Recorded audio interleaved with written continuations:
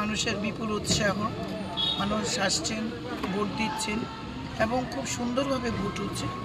এখানে আইন শৃঙ্খলা যেমন খুব ভালো, মানুষের মধ্যে স্বতঃস্ফূর্ততা, আমাদের কর্মীদের মধ্যে স্বতঃস্ফূর্ততা, কোথাও কোনো বিশৃঙ্খলার খবর এখনও অব্দি আসেনি, আসবেও না। কারণ আমরা লোকসভা ভোট এবং বিধানসভার ভোট ইতিমধ্যেই আমরা 2 বছর করে নিয়েছি, দুটোতে কোথাও তেলিয়ামুড়াতে কোনো বিশৃঙ্খলা হয়নি, এবারও হবে না।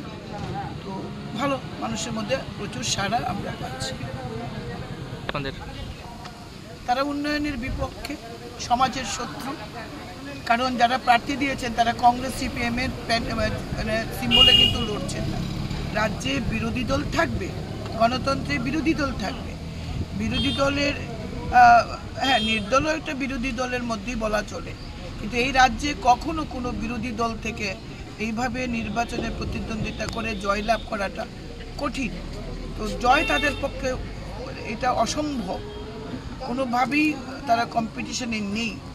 ও নির্দল প্রার্থী দিয়েছেন, কারা দিয়েছেন আমরা জানি।